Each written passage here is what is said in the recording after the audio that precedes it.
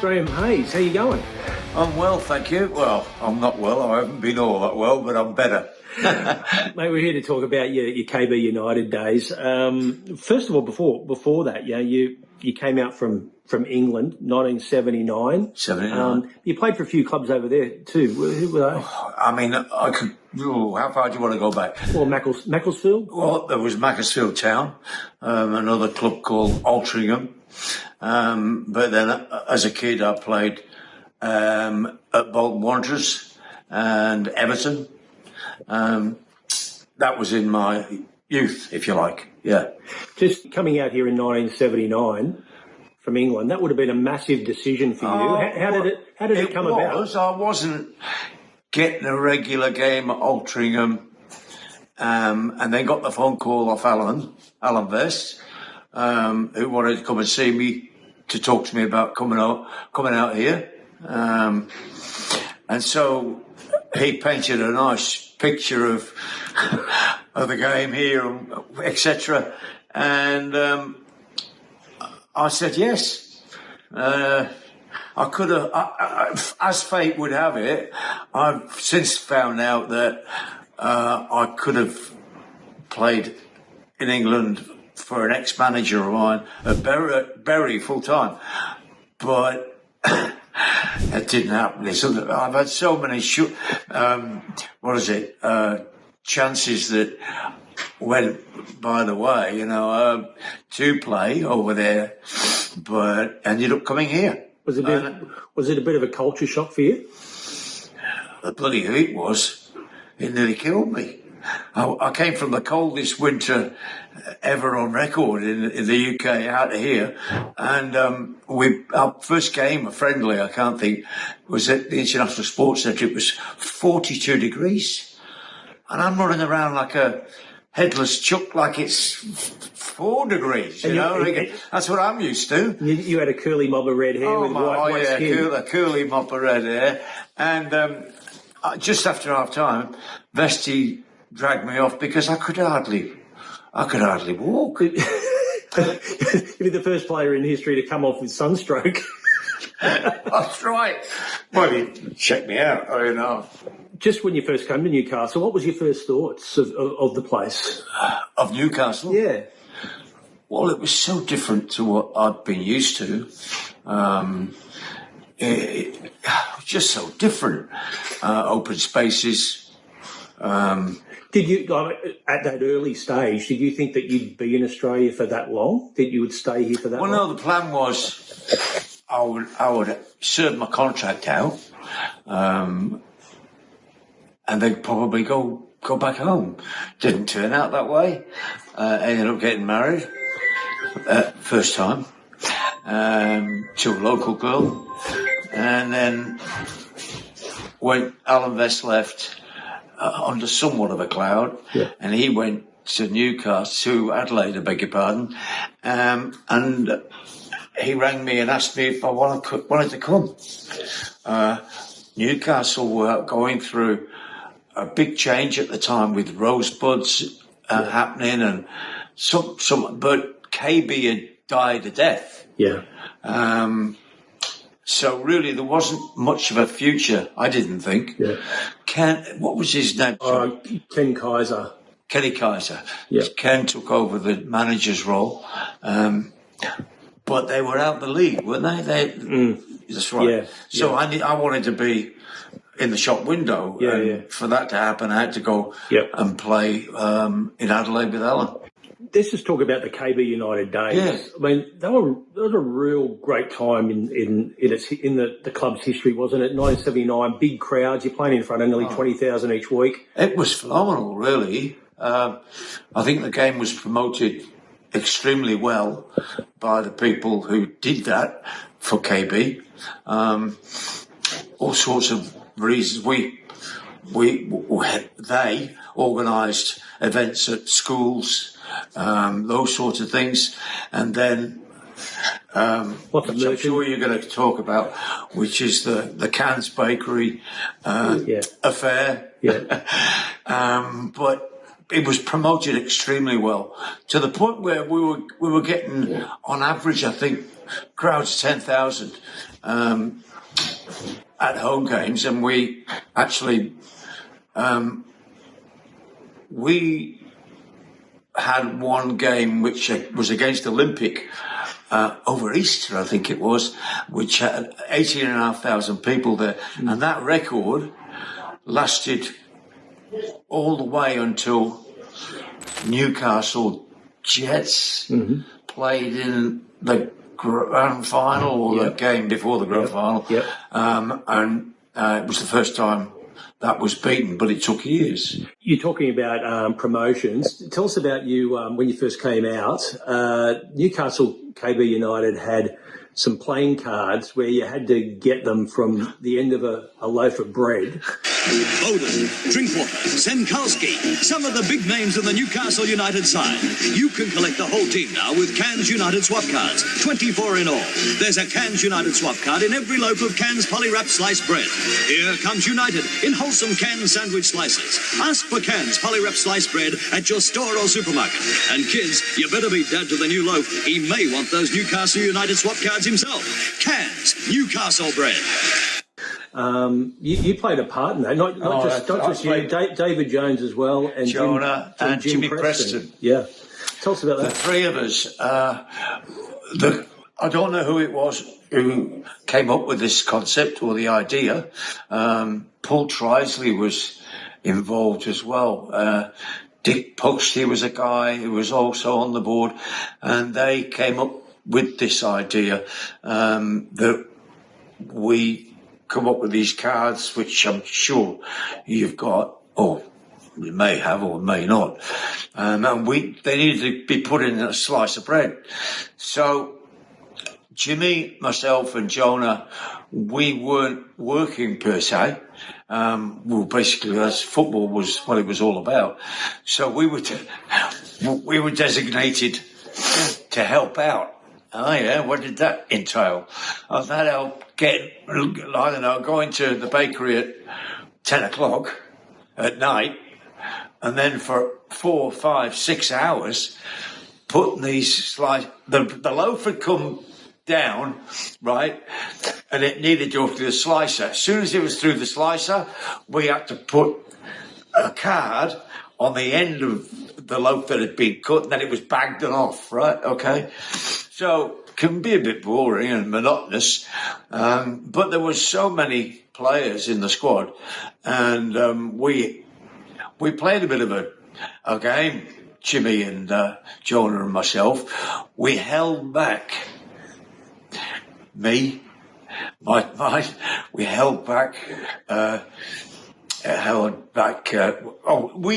our three and flooded the bags with Kenny Bowden, Coca-Cola, right? So in other words, you were making your cards more exclusive and hard. That's exactly why we were doing it. And worth more money in the future. More sought after, right?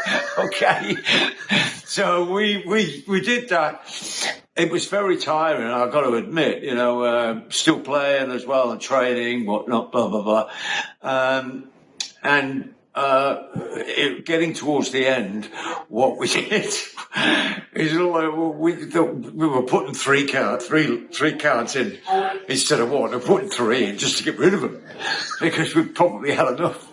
But as you know, in fact, not many people are aware of this, but the John Hunter Hospital used to get Cairns Bakery bread, and they rang Cairns Bakery and asked them not to put any cards in the loaves of bread because the parents were fighting each other over these cards.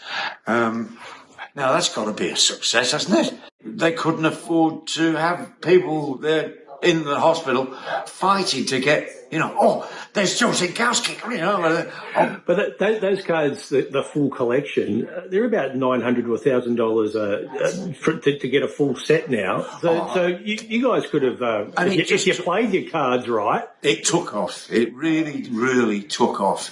And it was a great concept. I don't know whether anybody had done it previously, to us, but it just ballooned out of all proportion. It was so popular and went a long way to making Newcastle KB a household name in Newcastle. Just the KB United, the yellow, or the gold strip, but it was more like canary yellow, wasn't it? It was supposed to replicate a can of ice cold KB, wasn't it? It seemed to be, it was an away strip, but you seemed to play in it a lot at home. Well, we did. We played at times at home in it, but as you said, it was supposed to be the away strip. But it was, I don't know how it happened, but it was so popular with the lads and with the fans that we ended up playing in it at home as well, instead of the brown, white and green. You played 73 games for the KB United, 19 goals. Do you remember every goal? No, the old memory is not what it used to be. I remember a few of them. Remember the first one I scored. I remember the overhead kick, which won me the goal of the year, that sort of thing. Jones. Curran takes it. Far post. Drinkwater. Shot! Oh, what a goal!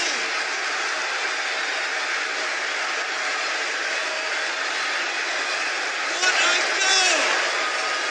a goal! But no, I couldn't remember them all. You played with some fairly handy players. A bloke like Kenny Bowden. KB was extremely good with his feet, and give him the ball at his feet. He was difficult to get the ball off, and he had good touch, good vision.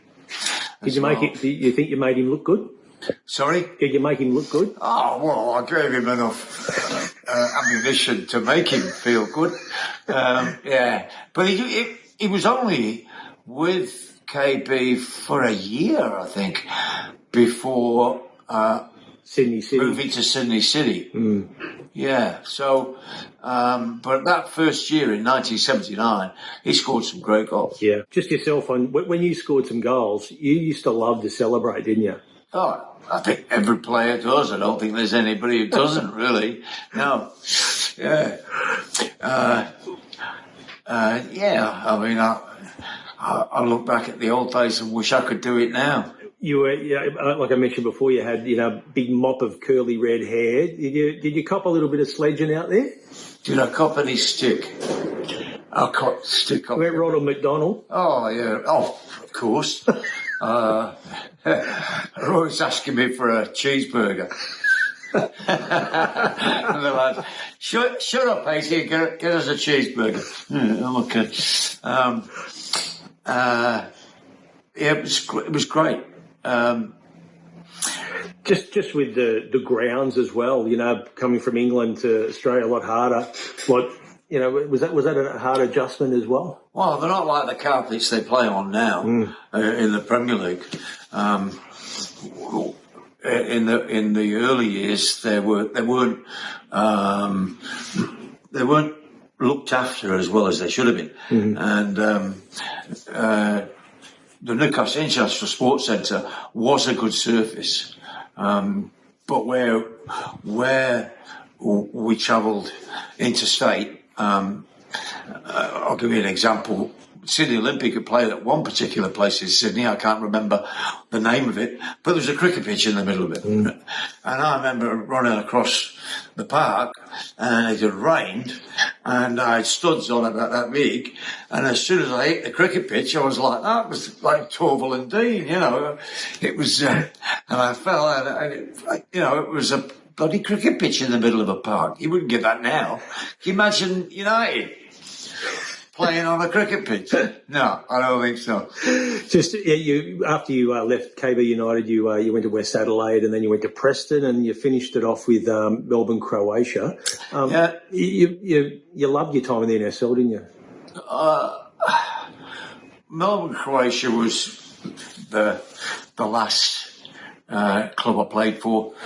Terry Hennessy, who's recently passed away, was manager, and he heard that I'd left Preston under a bit of a cloud, and he rang me and said, come and have a chat. So I did. He wasn't the reason that I ended up leaving and retiring. That was somebody else. I'm not going to go into that. But, the move to Melbourne, Croatia was brought about because Preston were going through a little bit of a change, and the president there wanted young Macedonians really to take the place of people he felt who had served their purpose. Me and Gary Cole, for instance. And Coley and I were told, well, they tore our contract up and said, that's it. You came back, you lived in Melbourne for a while, and you came back to Newcastle, where it all sort of began. What made the lifestyle? It was lifestyle, really. You're surprised how the place changed over time? Oh, has Newcastle changed? Oh, enormously. Since the time I first came in 79 to what it is now, it's a different place. It's incredible, especially the city centre. Yeah. Hunter Street was just a graveyard when I was here. 2022, it was a real bad year for you, wasn't it? An abdominal aortic aneurysm. You're a bit touch and go for a while. Well, according to my wife, she told me, of course, I was in ICU. I had no idea what was going on. I came close to, how do you put it? How do I put it, Kim? I came close to dying twice, which I was told after I got through it all, which is a bit of an eye-opener. Has it given you another, I suppose, outlook on life since that? Yeah, changes what you can do. I'd still love to run around a football pitch in the off, but can I say old farts? Which I couldn't do. I can't do now. I'm recovering. If I went in hospital as a 10, I came out as a 5. And I've sort of climbed back up to about a 6, 7. But I'll never be the same as I used to be. I mean, as age as well, but it was quite a serious operation. Just finally, what's your greatest memory as a player? It's such a difficult question to answer. I scored a goal. Any goal was always a bit special. Some of the players I played with, everyone, but some of the players I played with over my time.